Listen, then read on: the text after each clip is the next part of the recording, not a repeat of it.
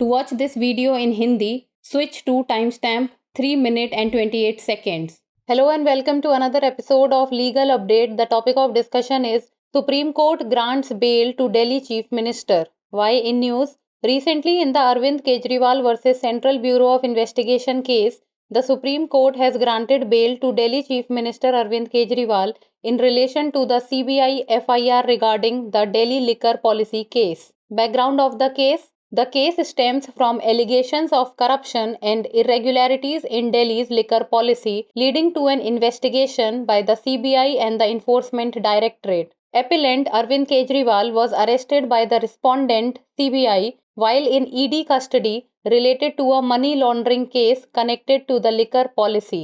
After being granted interim bail by the Supreme Court in the ED case, appellant remained in custody due to the CBI arrest. The Supreme Court granted bail to appellant, citing that keeping him in custody after filing the charge sheet would violate his personal liberty under Article 21. Court observation: the bench of Justice Suryakant and 𝐬𝐨𝐜𝐢𝐚 granted bail, noting the charge sheet had been filed and the trial would not conclude soon. Justice Suryakant found the arrest by the CBI legal, while Justice 𝐬𝐈𝐻 questioned its timing and necessity. The bail conditions match those set in the ED case, including restrictions on visiting the CM's office and signing documents without the Lieutenant Governor's approval. Now let's talk about the concept of bail. The bail refers to the release of a person accused or suspected of a crime from custody under certain conditions set by an officer or court after signing a bond. The concept of bail is recognized as a human right as per the United Nations Declaration of Human Rights of 1948.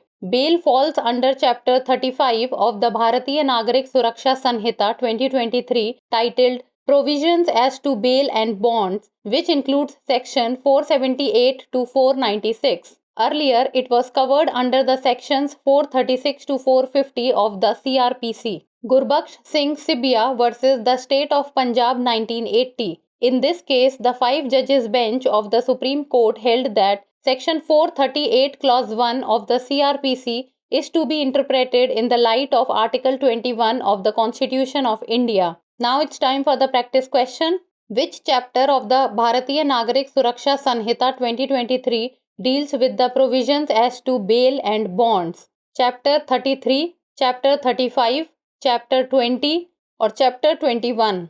Send us the answer in the comment section. That's all for today. Thank you so much for watching. Legal update Hindi.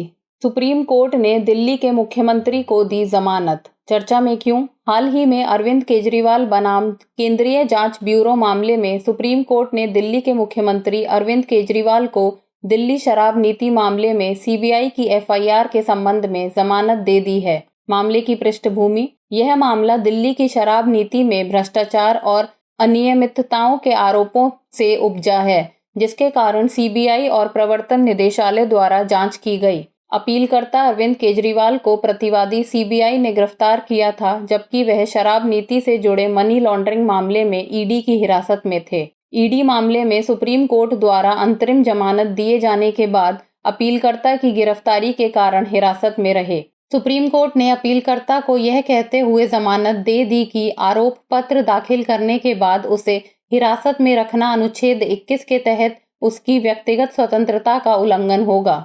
न्यायालय का अवलोकन: justice Suryakant और justice 𝐬𝐨𝐜𝐢𝐚 की bench ने जमानत मंजूर करते हुए कहा कि आरोप पत्र दाखिल हो चुका है और मुकदमा जल्द खत्म नहीं होगा।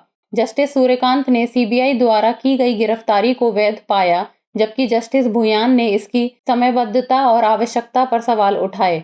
जमानत की शर्तें ईडी मामले में तय की गई शर्तों से मेल खाती हैं, जिसमें सीएम के कार्यालय में जाने और उपराज्यपाल की मंजूरी के बिना दस्तावेजों पर हस्ताक्षर करने पर प्रतिबंध शामिल है। जमानत की अवधारणा: जमानत का अर्थ है किसी अपराध के आरोपी या संदिग्ध व्यक्ति को किसी अधिकारी या न्यायालय द्वारा निर्धारित कुछ शर्तों के तहत बॉन्ड पर हस्ताक्षर करने के बाद हिरासत में रिहा करना। संयुक्त राष्ट्र मानवाधिकार घोषणा पत्र 1948 के अनुसार जमानत की अवधारणा को मानव अधिकार के रूप में मान्यता प्राप्त है।